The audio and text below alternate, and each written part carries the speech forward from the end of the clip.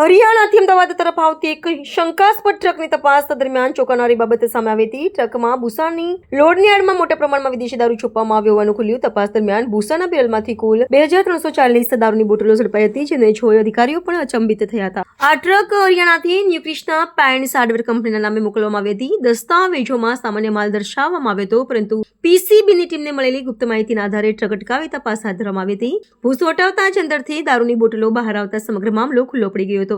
પ્રાથમિક તપાસ મુજબ આ દારૂ અમદાવાદમાં અશ્વિન વેગડ નામના વ્યક્તિને ડિલિવરી આપવાનો હતો. દારૂની હેરાફેરી માટે ભૂસાનો ઉપયોગ કરીને ખૂબ જ ચાલાક રીતે અપનાવવામાં આવ્યો હોવાનું તપાસમાં સામે આવ્યું છે. ગુજરાતના દારૂબંધી હોવા છતાં આવી રીતે મોટા પ્રમાણમાં દારૂ લાવવામાં આવતા હોવાને કારણે કાયદો વ્યવસ્થાના પ્રશ્નો પણ ઉભા થયા છે.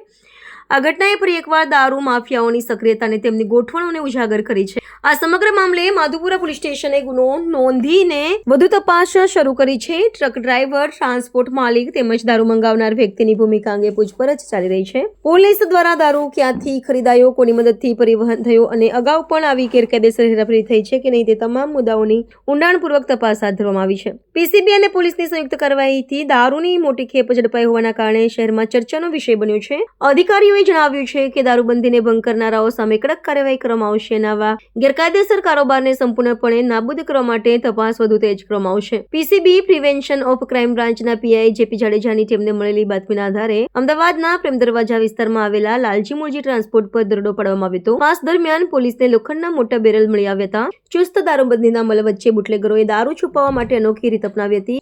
આ લોખંડના બેરલોમાં લાકડાના ભૂસાની આડમાં વિદેશી દારૂની બોટલો સંતાડવામાં આવી હતી. પોલીસે તમામ બોટલો સંતાડવામાં આવી હતી. પોલીસે તમામ બેરલ ખોલાવીને કુલ ₹9.59 લાખની કિંમતનો દારૂ જપ્ત કર્યો છે.